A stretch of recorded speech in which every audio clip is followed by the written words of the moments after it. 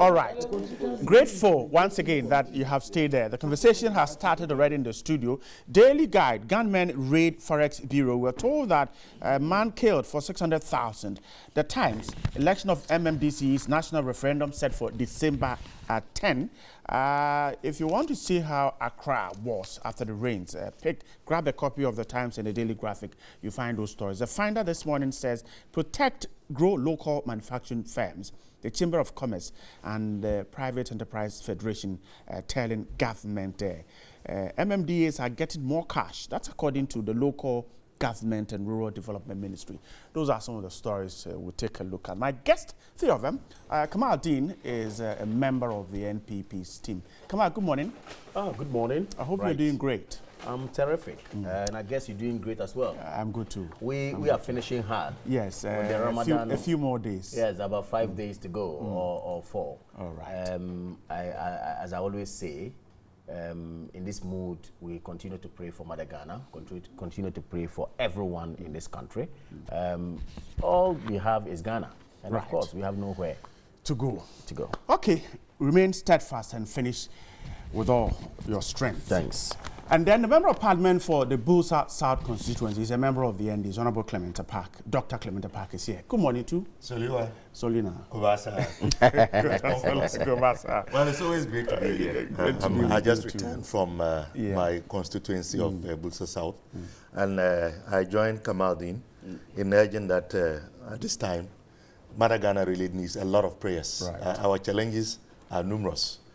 But let me be quick to say that I'll be returning over the weekend. Right. I lost a very key member of my constituency, my former women's organizer, popularly known as Madam This One.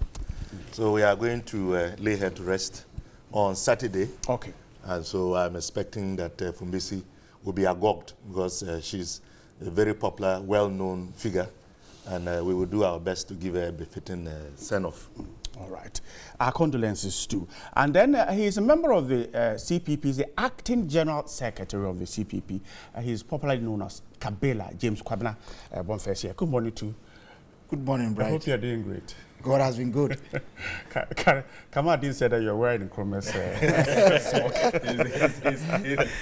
asked you another question. Whether he was born before independence. Even when we have not mentioned Nkrumah, they bring it to us because, you know, a good name you can never put down. Okay. Unfortunately, this year, the Convention People's Party turns 70. Yes. And very soon, I can tell you that we'll be announcing publicly, maybe through a press conference, the activities that have been lined up to commemorate and celebrate 70 years of existence, having gone through the struggles, the trials, the attempts at eliminating, banishing the CPP by democratic and undemocratic regimes, okay, and having survived all these years. Yet, we are aiming that we'll be able to mobilize the masses of this country to agree with us that for 26 years, the path that has been charted by the duopoly of NDC, MPP, MPP-DC has been one of deception embedded on a deceptive constitution 1992, and we will need to redeem and chart a new path that will make Ghana work for Ghanaians. And in the words of the Professor Fiajo Constitutional Review Commission report, make the constitution a democratic governance they allow document. CPP to speak. Yeah. You want to gag CPP. It's not fair. All right, we'll be with them. 70 years, we'll see how well. If they have been listening to us, the idea of one district, one factory, which they don't believe in any ways, they would have done it properly. And would have helped in reducing unemployment. Okay. I'm You're grateful. struggling with it because you don't believe in it, actually. Okay, I'm grateful. Let's start the conversation. The MMDC's thing. Continue to live at home. Okay. The Emil Short Commission's report is also in the news. Let's take a bite of this one before we do the MMDC's. The minority is asking that the report be published. The member, Mr. James Agalga, the ranking member on the Constitutional, Legal and Parliamentary Affairs Committee, Alhaji Inusa Fuseni, Deputy Minority Chief Whip, Ibrahim Ahmed, were all there when that press conference was held, suggesting that government should publish that commission's, Justice Ami's Short Commission's report. It's a known story, and let me start, Kamaldeen, with you. The report, not publishing it, making it public, is it causing any damage? Well, once again, very good morning to you. Good morning to Kabila, my good friend, and also to Dr. Apak. Right. It's interesting when you don't believe in something in the first place, and the next moment you are crying and shouting on top of roofs for its publication. In the first place, did the NDC and the minority believe in the setting up of the commission when the president thought of it? In the first place, did they? I thought we had a panacea prescribed for us in our constitution that when an issue comes up, which we find or the president finds untoward, or which the public finds untoward, then there's a room, okay, for a solution to be delivered. Which room is setting up of a commission of inquiry, look into the matter impartially, and advise. The same constitution, after prescribing this particular mode of, redress, says to the president and of course to Mother Ghana, because the constitution is speaking to us. We are not a nation without laws. Somewhere 278 thereabout, I'm not too sure of the article, but of course the constitution clearly prescribes that the president has within 6 months to issue a white paper on this matter. When the president was out of this country, and I'm sure he conferred with the acting president, who was the vice president, to set up a committee, the Emily Short Committee, Commission, which they did, to look into the Ayawaso West Wagon by-election. The same minority and NDC said that it was a cover-up. Forget about it. We're not for it. Trying to poo-poo the whole thing. Today you are holding press conferences and calling for, what kind of hypocrisy is that? Why do we do this? We don't do that. And my brother Agalga is pushed to go and be talking about it.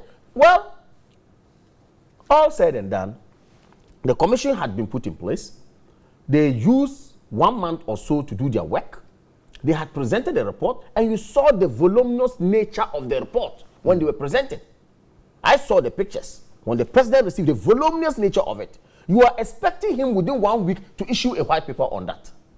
You see, when you do this, at the end of the day, you tell Ghanaians that indeed you were inept when you were in government, that you rationally do things. We are not going to rush.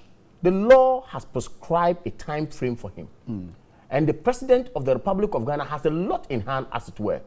He's supposed to study it, look at the recommendations, come out with such, if you like, white paper that the government is supposed to come out with within that time. The last time I checked, he has up to the 14th of September to be his deadline. 14th of September.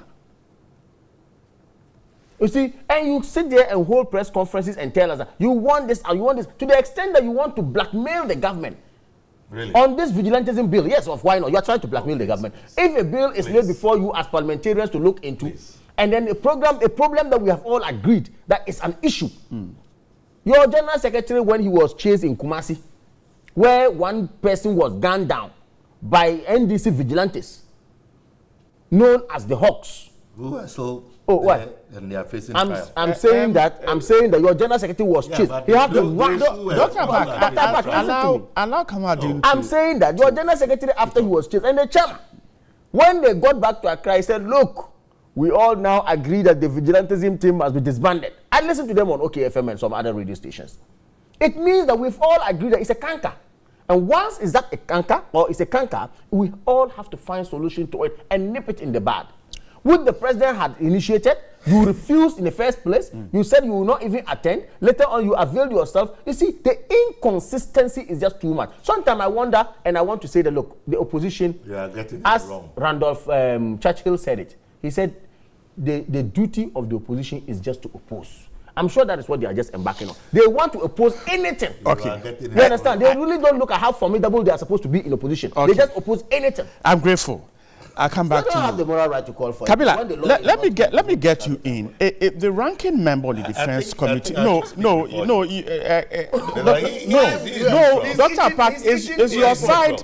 It's your side that has put in the request. Let me hear from the NPP and the CPP first. The ranking member is suggesting that in order to arm Parliament effectively to deal with the bill on vigilantism and other related offenses, they need that document to be able to work. That's a suggestion. Well, thank you very much. I want to start by saying that not believing something today does not mean that you cannot change your mind tomorrow. I've not said so. Okay, come on, please allow him. I'll come back to you on it. I'll come back to allow him. I'll come back to you on it. Allow him. said so. Kabla, please go on. If for nothing at all, your party didn't believe in government doing business. Today, your government believes that we can establish one district, one factory.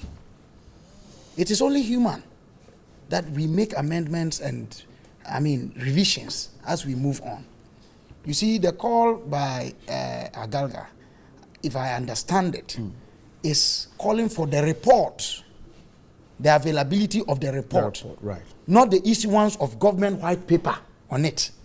Because I am sure James, my brother, knows too well that the government has 6 months. A certain period within which they can decide to issue a white paper or say that they will not even issue a white paper. That's right. The Constitution grants the president that flexibility.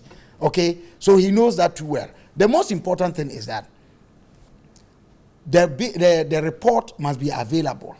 And I was privileged to be before the Parliamentary Select Committee on Constitutional and Legal Affairs Committee, together with your national organizer, my brother Samia Wuku, and a member of your legal team, my senior Gary Nimako. Look, I made this point. And it was in respect of the proposed vigilantism bill. We've raised a number of issues about it. Even the name, the nomenclature given to that bill is wrong-footed, because vigilantism is a constitutional duty and call. If you read Articles 2(1), A and B, Articles 3, 5, 6, and 7. On every citizen. On every citizen. To the extent that in defense of the Constitution, if you mobilize and kill, you will not be accused of murder. And if somebody made the mistake to even put you in jail or attempted to punish you for rising up in defense of the Constitution or a constitutional right or citizens' arrest, in fact, citizens' arrest is a call to vigilantism. We made these points known there. But you see, the bill, as it stands now, we of the CPP believe that it's a rush. Because the Emil Short Commission was set up from the narrative that was given to us from government side to help nip that phenomenon in the bud. It was not to limit itself to just the Ayawaso West Wuogon incident. If you recall, we were told that the Triponis, the Atiwes, the Equatiers, those that had come before all of them were to be investigated, including possibly going to the early days of our nations being some of the contestations that existed mainly between the CPP and the UP traditions to learn lessons and advice. The commission finished their work. Apart from government, nobody has a report. And you are dealing with a bill which is supposed to incorporate or capture lessons from the commission's work, which is minus in that bill. And somebody says that make the report available to us. What wrong has the person committed? He's not committed any wrong. Of course, I will agree with you that we need to be very careful in terms of what we say when people from the other side pick a certain move. The careless and, if you like, the blind opposing of things just because it's been done by the other side. It must be stopped. And that one, on that score, I agree with Kamal Dean that the NDC's or the parliamentary side's attack on the setting up of the commission, the Emile Short Commission, which was an afterthought anyway, by your government. Initially, you didn't want to do it. It was an afterthought. But I said that it was a good move. But we must say that it is not right to poo-poo, or if you like, run down something just because it is coming from the other side. I'm sure our brothers in the minority side in Parliament will be guided by that, based on even some of the calls they are making now. But let's not take anything away from the call to release the report to us, for us to know what recommendations have been made. And one of the issues I raised, for example, this proposed vigilantism bill. Did the Emile Short Commission recommend legislation or a review of laws? And if it's about a review of laws, many of the things that are proposed, even in the vigilantism bill, as we have it now, are so dangerous that if you don't take care, you cannot have a social gathering. It's misplaced. It's misplaced. It's misplaced. And what we of the CPP say is that most of these problems that, you know, come up every now and then trace their roots from the Constitution 1992, which every president we have had in this Fourth Republic, with the exception of Mr. Rawlings, every president has had issues with this Constitution 1992. Okay. I'll come back to Kabila. Dr. Park, so yes. The minorities issue is that if we don't get this report, we'll end up passing a law that is half-baked. Now explain it. Yes, I think that, first of all, let me say good morning to you, to my co-panelists, and to greet the people of Bulsa. I think our case is very straightforward, and it is clear and simple for any objective mind to appreciate the reason why we made the call. Well, I'll go back to narrate some of the undertones that inform earlier decisions in terms of our posture and attitude towards this bill and even the commission itself. But let's focus on the core issue we raised through our ranking member on defense and interior. Here we are, as members of parliament, representing the people, expected to look at a proposed bill and pass it. Originally under the certificate of agency, which we had issues with. So based on our, concerns, it was varied. And indeed, before we rose, we were told that we will be recalled specifically to come and look at that bill. When we were recalled on the emergency, it never showed up. Clearly, that should tell you that there were issues around that. But right, in any case, does it truly serve us as a nation? Would we truly be able to achieve the purpose for which this bill is being introduced if we don't have access to the Emile Short report, which, as eloquently stated by, Mr. Bonfe, has everything to do with the issue at stake? So when we say that not allowing us to have the report, to scrutinize it, and to look at components that we can incorporate or portions that would give us guidance, we would clearly end up passing legislation that is not going to inure to our benefit, which will be equivalent to wasting time, money, and resources. And so I think that our call is in the right direction. Yes, the president has his powers granted him by the Constitution. He can choose to issue a white paper. He can choose not to issue a white paper. But that does not prevent the president from making this document available to the August House of the people, purposely to help achieve the very same assignment that he has given us. Remember that by our constitutional arrangements, as it is now, it is the executive. It is the executive that proposes legislation. So if you have given us work to do, and we are saying that this is a very important tool that would enhance our capacity to do work that will be commensurate to the time, energy, and resources, I see no reason why this should warrant name calling.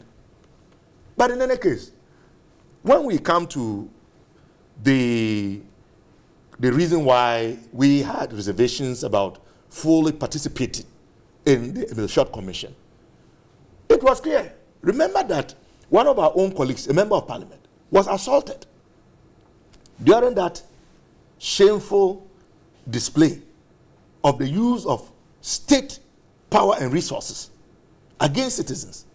And so we have decided that once a colleague of ours, the Honorable Sam Nate George, was assaulted, it was on video, other citizens were assaulted. The persons who perpetrated those inhumane acts were clearly captured on tape. Our argument was that there was a need for law enforcement to take action against them because there were records, at least, even if not maximum evidence, there was ample evidence to allow for the laws of this land to have been enforced in as far as that atrocious conduct was concerned. And so that was the initial call that we made.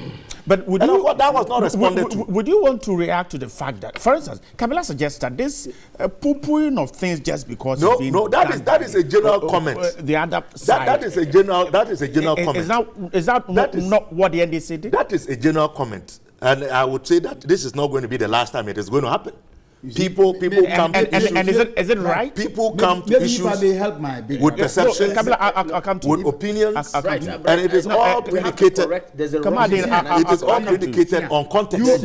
Your side, you could have made your point Predicated and on still context. participated in the commission's No. Let's allow our viewers to listen to us. Let me finish my point. Kamala, I'll come to you. What I'm saying is that every group of people, every individual, you make decisions based on certain factors and undertones, certain opinions, some historical perspective that inform you. We truly felt that there was no need for us to go there formally. But remember that we said individuals can go. So of course, some George went, others went. But we said we're not going to go there as an institution. But look, this is where sometimes arrogance of power, arrogance, the political party is an institution. Dr. Park, there's an impression out there. No, but individuals I want him to wrap up quickly, and then I can. But individuals went. Dr. Park, But wrap no, up quickly. I want to make a There are issues we need to Kamal quickly. has no right to accuse us of hypocrisy in demanding that this report be made available to us. It is not the president's personal resources That's why I agree with you. that was used. We represent the people of Ghana. And when we speak, we don't just represent our own opinions. We have every right, Use your words well. whether we participated or not, to ask that the output of a public process funded by the taxpayers' money be made available to us as the people's representatives. Dr. And you Park, must know I that. am I grateful. quickly want to correct this. Before I ask you the question, I Kabila want to. posits that the demand coming from my good brother Agalaga, The minority. or the minority, The minority. He speaks is for not us. per se the white paper. Exactly. That's the question I Wait was a going to minute. ask you. However, He's asking it is for the calling report. for the report to be published. And I want us to avert our minds to Article 280, Clause 4 of the Constitution of the Republic of Ghana. I read. Let me start from Clause 3. It says, the President shall, subject to Clause 4 of the article, cause to be published, okay, the report of a commission of inquiry together with the white paper, okay, on it within 6 months after the date of the submission of the report. Within. No, you see, It doesn't say after. Okay. It says Please, within. let me explain this. Okay. You see, if you try to separate the publishing of the report From the white. from the white paper, you are not being fair to Ghanaians. The Constitution is clear. And I'm saying that if a voluminous document of this nature, That's which you no didn't even excuse. believe in the first place. That's no excuse. You see, you didn't even believe in The the first place. document can be a You thousand didn't say pages. you- It can be you- done if you want to do it. Dr. Park, you are disrupting Kamal. You see, he's my uncle, and in fact, he's supposed to be teaching me. Because he's a law lord. And I'm surprised. Dr. Park, you are disrupting Kamal. Allow him to. Or because of politics, he's trying to run away from the Constitution. Okay, You please see? go on. Please You go see? on. So when you try to separate the two, okay, you will not be fair to the Constitution even. It will not be proper. Kabila rightly spoke about Article 3 of the Constitution and talks about how we have to defend it. I will defend this Constitution at any given time. including this platform presented to me. So if the Article 80 clause 3 and 4 tells you that these two must come together, operate together, you don't separate it. You are the same people who will say the president doesn't know what he's doing. He's exhibiting incompetence. Now the president is telling you that, look, I have time. Let me study. I'll come out with what he said. Hey, look, what stops you from studying the draft bill? What stops you? No, but you don't think they need the input from the document? About something. Kabila said that, look, it was even an afterthought for the president to have set up the commission. I disagree with him. Well, that is his view, and your the view point is that no one called for a commission of inquiry. People did. You did not. You did not. I didn't say I did not. People did. If you had done people that, I didn't know. They did. I'm saying that doesn't mean that it didn't happen. I'm saying Whether that you don't know that. Okay, the knowledge available. Right. Dr. Apaka, you will have the last bite on this. So if you allow Kamaldeen, and then Kabila comes in, and then you can also go. Okay, Kamaldeen, please go. I'm saying that the point is that no one, in fact, when I checked, called for the commission of the setting up for the commission of inquiry. As far as you are concerned, the president with wisdom, thought and said, look, this thing that is happening, we've had series of them in the past. We've done nothing about it. It's always been talk shop. Why can't we try to take steps to address some of these matters? Aside that, before even the setting up of the commission of inquiry, after the setting up of the commission of inquiry, he again went to parliament and then indicated that if the legislation way is the way to go, we could look at that too. Question is, can the draft that is laid before parliament, okay, or the bill laid before parliament, be looked at without recourse to the commission's report? Yes, it can be. Well, MPs say it is very possible. MPs say, okay, minority MPs assuming we didn't have a commission and the legislation way is instituted, would you be calling for some report? No. So I am saying that the report being published or not being published is not injurious to the bill that you are going to pass. No, unless you just want to be I'm grateful. Let me come to Kabila. Kabila, so he says that, well, the argument you made, we cannot separate the report from the white paper. And so the president still has within 6 months. Yes, you see, sometimes we talk without listening to ourselves, each other.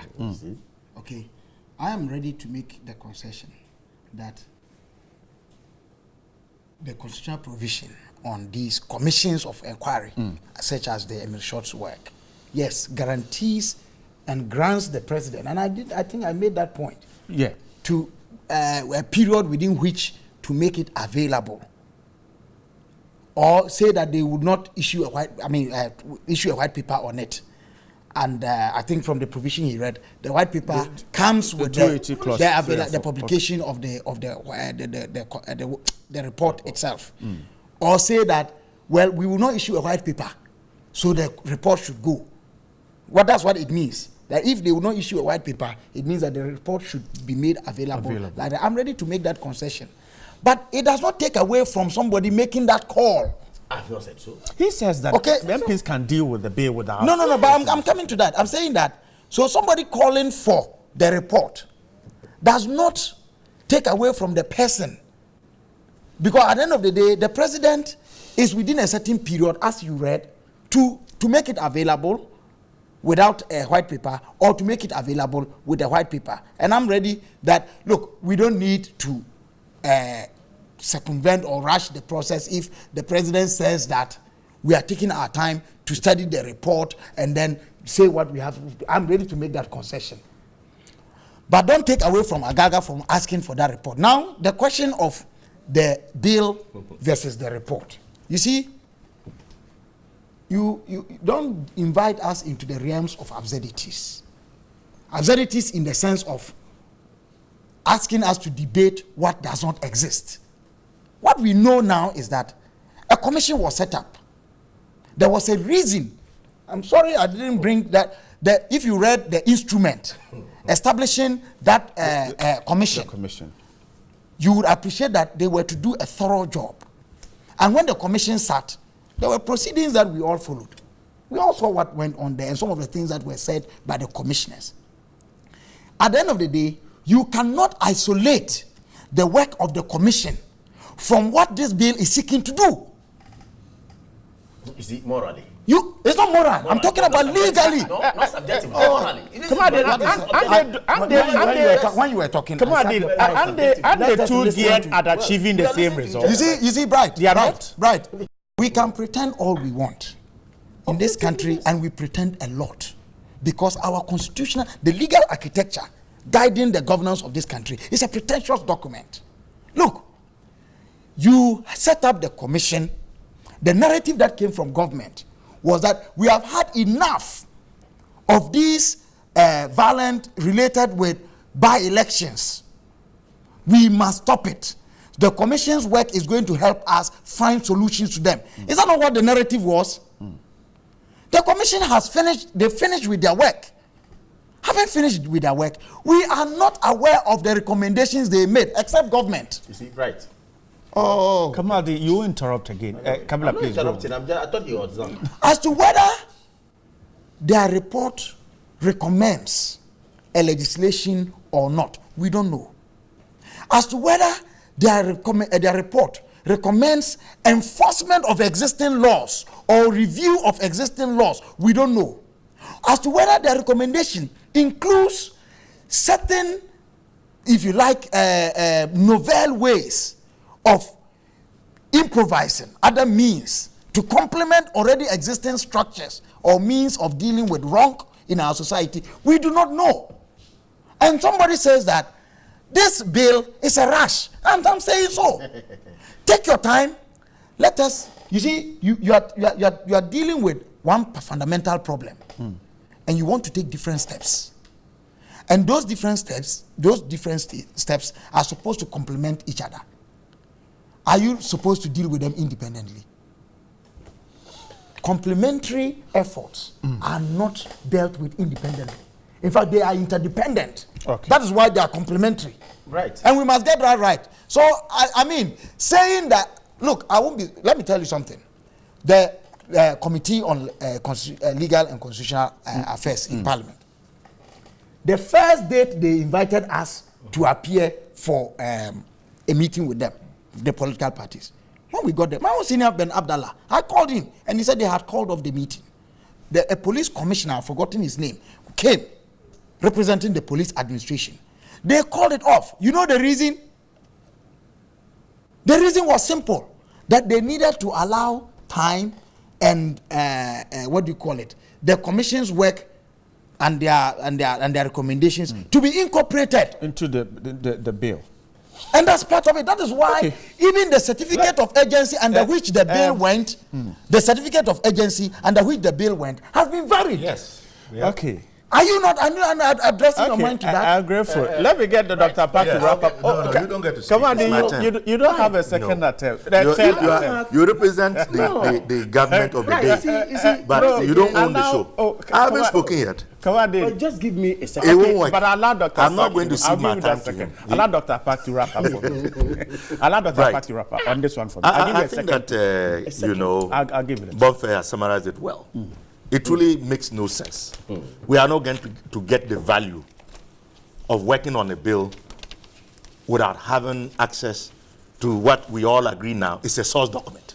I would even want to describe the Emil Schott report as a source document. If I may just chip in, the Emil Schott Commission from the sitting, they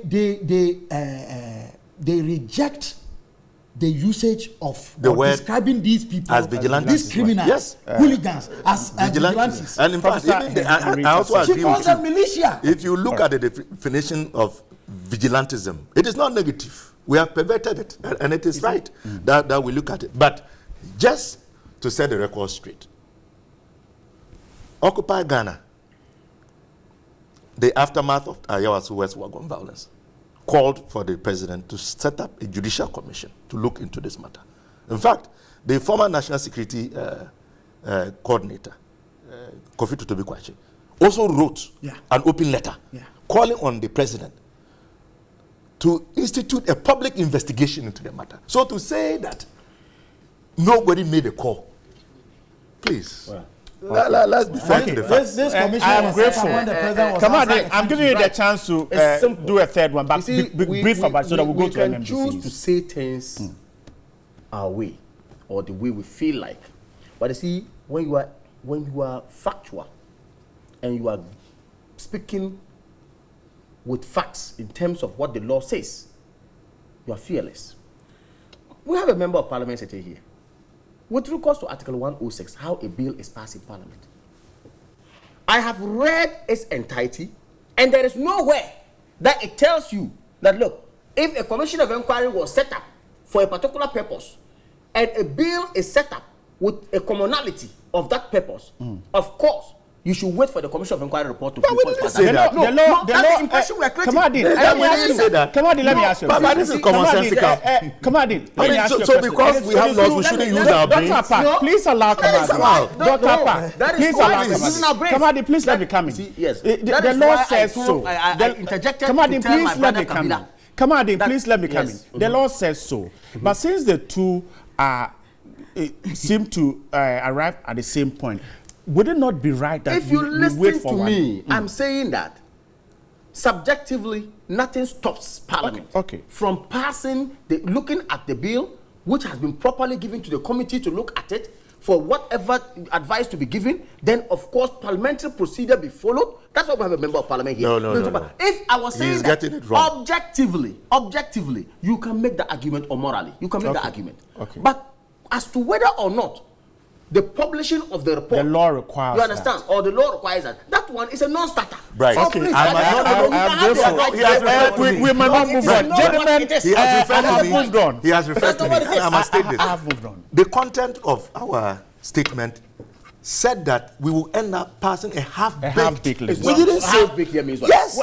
The bill half-baked. Gentlemen, I am We didn't say that it cannot be done. But we are saying that we will not achieve the set purpose. I am grateful. So the Ghanaian Times this morning says national referendum set. Kamaldeen, I am grateful. I have moved on. December 10 is the date. That story is well known. It's been talked about, debated. Public discourse has been huge on this. December 10 is the date for it. Kabila,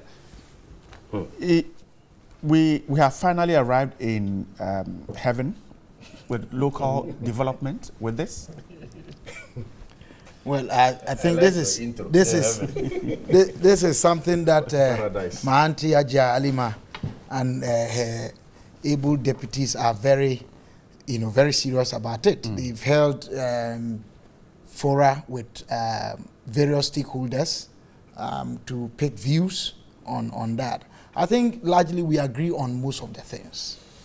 The need that local representatives at the district levels in terms of headship will be accountable to the people, against the backdrop that the manner and the procedure in which these persons are appointed or elected into office is a bit without the involvement of the people in the strict sense of it. And if I may make reference to the defunct, or what didn't end anywhere, Constitutional Review Commission exercise, they made recommendations for elections, and indeed the government white paper accepted that yes, they should be elected, except that it amended the process and the procedure that was suggested by the Constitutional Review Commission to one in which the government will rather nominate 3 out of 5 people who will be submitted. Yeah, and then the 3 will be presented. Yes, would vet them. Yes, and then the 3 of them will be presented to the populace to elect them. At the end of the day, it still has some governmental control and manipulation and all that. You see, Bright, I made this point when we met the local government at the Institute of Local Government Studies, that yes, it's a good thing we are going to elect MMDCs, but we should not stop at that. If we elect them and we don't change the power structure within which the local government system operates, we will be electing MMDCs and giving them no power, giving them no control. You see, at the heart of these issues is the control and management over resources. What is the resource allocation structure in this country? how can resources be mobilized, if you like, taxes at the local level? Can the assembly decide on its own that it is going to tax teachers who are there in the assembly, within the assembly structure? To fund development? To fund development. Can the assembly decide that this is how much they are going to take as levy and so on and so forth? The power to levy and tax people rests with Parliament. The assembly, the local, the district assemblies have their own limited power to impose certain levies. But all these levies eventually must find expression or must derive their authority from the primary decisions of Parliament. And at the end of the day, the consolidated fund is still under the hand or the management of the executive. You are not going to decentralize that one. And if you don't decentralize that one, and you still have the same allocation of local, common fund, and so on and so forth. The district development. And the regional minister still being a coordinating. And the regional minister still being the regional coordinator. Meanwhile, the regional coordinating directorate does not handle any developmental resources. All they do is to take overhead costs. We pay them for virtually. So you see the power relations. If we don't tackle it, we may end up electing DCEs, MMDCEs, but with no show. But I would say that as a Chinese, the old man Jay Kufo was telling me recently that the Chinese proverb that a journey of 1,000 miles begin with a step is so profound that let us make the effort at it. But Bright, I won't conclude without saying that this soppy alteration of the constitution will not help us. It is compounding it. Let us tackle the bull by the horn. You're asking for a total review. Total constitutional overhaul. Let me get Kamadi to carry on. Right. I knew that was coming. Right. Kabila has always maintained his position against this constitution anyway, but he's not the only person. The last time I was being taught somewhere, and the same lecturer was like, no, this is a very problematic constitution. Maybe he sides with Kabila, as it were. But you see, Bright, we promised as a political party in opposition somewhere in 2016 prior to the election, we came out with a manifesto. We had indicated in the manifesto that widely administering this country, of course, needs to be taken to the doorsteps of the people that we seek to govern. First of all, creation of regions was pronounced in our manifesto. I believe the NDC also did the same. Okay? We left there and said no. Under local authority or local governance, we need to ensure that functionality of the chief executive on the ground must also be, as it were, seen. When you take our constitution once again, I don't know why I'm quoting so much laws this morning. Article 243 gives the president. 243 gives the president, as it were, the ability, the capacity to appoint, as it were. Now, we said in our manifesto, let's depart from it and take that, power from the president. Okay, so that the people who are supposed to be the governed at the local level would have the power to elect who is supposed to, as it were, lead them. Mayoral election, like we have in the UK, is that kind we are trying to propose here. I've not had the opportunity of reading the entire bill, or the bill which is seeking to get the DCs, MNDCs elected. I've not had the opportunity, but I heard the Minister for Local Government saying that, look, it is going to be partisan or bipartisan, or it's going to be on partisan basis, as it were. Okay, so that this district, NDC has a candidate, MPP has a candidate, then we go on. When I listen to Kabila, that is where there's a confusion a bit.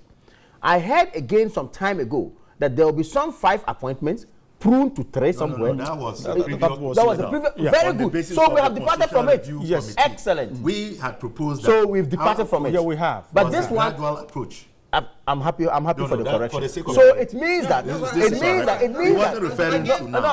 now. But now we have departed from that. No, when you listen to him, we have departed from that position. So I'm saying that's why I said I was being careful. No, I know. I listened to you. I've gotten the point. I'm saying that if, of course, these were proposals that came earlier on. Today, the proposal on the table is that let it be partisan. Already, look, we have already, whether you like it or not, we have polarized the district assembly election already. You see someone who's posted with some MPP colors on it. Another person posted with some NDC colors, indicating the person is NDC. So why don't you just go out there, take away that hypocrisy, that pretense, and then go ahead with partisan election? Of course, it happens elsewhere in highly developed democracies, like the UK I mentioned. The Conservative parties and then, of course, the Labour Party, they go into contest and other parties. So my point here is that it is good, as Kabila ended. Look, a journey of 1,000 miles begins with a step. Okay. But you see, here we have to commend the president. We have to commend the government of the day for living up to expectation and fulfilling promises.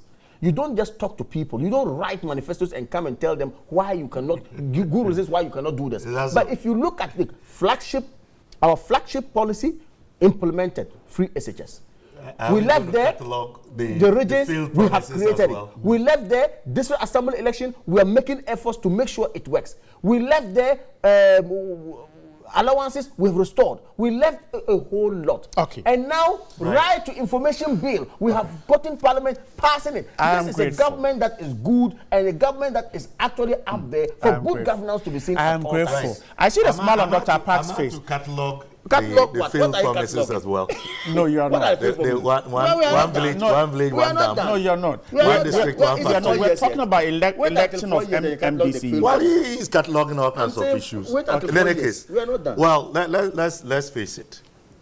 We all agree that we can enhance democracy and better empower the masses if indeed we can truly decentralize. And I think the whole concept of the assembly system, the Ministry of Local Government, is intended to achieve that. But it is also clear that we are falling short in a lot of ways. As we sit even now, today, a lot of the control of resources that go to the local level at the assemblies, I mean, resources that go there is still coming from the central government. There are many, many institutions that are still not present in the various districts, including mine, Bulsa South, which is a relatively new district. But this is something that I think both sides of the political aisle have agreed. It is the truth that they are now in power. So they have the capacity to actualize what many Ghanaians believe should be the case. As Kabila said earlier on, to actualize our promises. We were not opposed to it. We also had an approach. Of course, we didn't win, so we don't get to propose it the way we wanted it to happen. They have won. They are going ahead to implement it. But there are implications, and that is what we have to look at. First of all, there has to be an amendment to the Constitution. I mean, it has issues with the Constitution generally, but whether we like it or not, that is what we have until perhaps the time comes for us to have the general overhaul. Sure. The Constitution must be amended to revoke the powers conferred on the president to appoint the MMDCs. Exactly. That is what the referendum is seeking to do. And also to remove the portion that says that it shouldn't be partisan. Yes, exactly.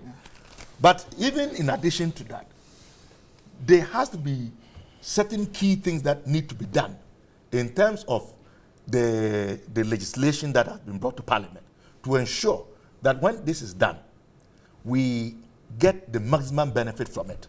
Because as Kabila stated, it is about resource control, the source of the resources, and how easily those resources are available to the persons that we will be electing to represent us. And it must be done in such a way that there would be political, there wouldn't be political victimization. I mean, let's face it, there are some parts of this country where you know that candidates who are going to run on the ticket of a particular political party, their chances of winning are going to be high versus in other parts of the country. That is just the way it is. But should it be the case that when there is that variation in terms of an elected DCE belonging to a different political party compared to the president who controls the public purse, that district or that DCE would have difficulty in accessing resources. No. I'm saying these are the matters that we have to look at. Come on, Dean. Let's be realistic. Who are we deceiving? He's teasing out issues, so allow him. I am a member of parliament. These are the things that we are going to be looking at to see how best we can craft a law to make sure that when we do this, it achieves the purpose. Because look, let's face it, we know the types of systems that we have and we run. And it is entirely possible that some president someday may try to use the central authority and control of the public purse to punish somebody somewhere who he may believe does not follow his ideology or his agenda. These are facts that we must talk about so that when we are looking at the law and we are crafting it, we can see how best we can put in place measures to balance the equation. At the end of the day, what is the purpose of this? To empower the people and to ensure that persons who are serving them are accountable to them, to ensure that resources that are being channeled are used for the benefit of the people. That is the entire reason why we are having this conversation. At all. Let me is this not possible? Let's allay the fears of Ghanaians. Defensive. We are talking about a law. I told you, an MPP government. I told you earlier on that when Randolph Churchill said the opposition's duty is just to oppose. This issue that you see some of these things coming. The point is that pragmatic. His argument is he says that in a situation where the president is not from the same party as the one who has won the MMDC position, if the president is the one who is supposed to disburse money, is it not possible that that president may deprive that person it is with resources? Good intention. It is with good spirit that the president of the day and in fact and his administration thinks that, look, it's proper as we promised the people of Ghana to get DCs elected, be done. And of course, by doing so, a whole document has been prepared to Parliament, spelling out how these things will be operated on. First of all, a referendum to call for this, amendment of the Constitution. Secondly, what is going to be the picture like on the ground? Let us not forget that we are running a unitary form of government or state. Clearly, the president will appoint regional ministers, you elect your DCs, but developmental process starts at the DCs level. And that is why we have statutorily brought a law to say that, look, common fund has an allocation from our own budget. I don't believe that a government will come in and say, because this MCE or DCE is not from my party, then of course his common fund or her common fund will not be going to the person. Yes, you can raise some of these things, but the point is that we must continue polarizing?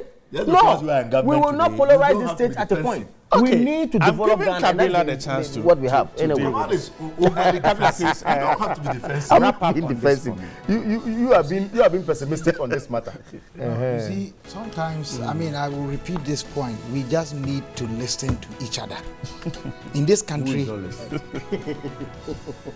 Make your point. Why are you disrupting Kabila? It's good in the middle. Who is not listening? Kabila, ignore come on. I keep saying this. We don't gain anything by doing that. The point is that sometimes we are saying the same thing, but with different tones, with different words, or with different approaches. What is the point? We all agree in substance that MMDCs should be elected. Now, the main reason we all go for it is that they will be accountable. But don't forget, we've been electing the president, we've been electing MPs, yet we have issues with holding them accountable. So going to elect MMDCs per se will not cure the non-accountability issues, for which reason we are going for this. That is why we are saying that there is more to be added to electing them, which includes looking at the power structure that exists. Exactly. Now, we may say that yes, the president, the power, the allocation of funds and all these things. Why? We can allocate. Parliament approves of the the local government administrator brings the formula for allocation to you, and you approve it. We do. Who releases the money? to the district. The exchequer. Who is that exchequer? Who appoints Is the executive. So you see the role that the government will play, the executive will play from the national level, even when the MMDCs have been elected, it's not to be watered down. That is the point Again, Kamaldeen, you make an interesting point about the role of the regional minister. We are not going to elect the regional minister. The regional minister will continue to exist. Between the regional minister and the MMDC, who is powerful? The regional minister, of course. There's a layer between the president and the MMDC, who is the regional minister, heading the regional coordinating council. True or false? You have got RECSEC before you go to DISEC. When there are issues involving security, can the MMDC say that because he was elected, he's going to flout the decision of RECSEC under the administration of the regional minister? These are all things that are nagging that we need to have a second look. Come on. So we are not saying this to say that we are running down, that we are going to have the elections all right. We are going to elect MMDCs all right. But let us look at what power within the power structure within which we are going to situate them. Otherwise, the election will I'm grateful. not. I've hit the top of the hour. That is it. Gentlemen, I'm so grateful for your morning with me here. Okay. All right. Okay, James Kwabena Boffe Kabila is acting general secretary of the CPP. Dr. Clement Apak. Ghana will work again. Yes, it says Ghana will work again. Dr. Clement, Ghana will work again under CPP. It's working. It's working again. Dr. Clement Apak is MP for Busa South. Kamaldeen Abdullah is a member of the NPP. Once again, grateful for your morning with us. Stay here.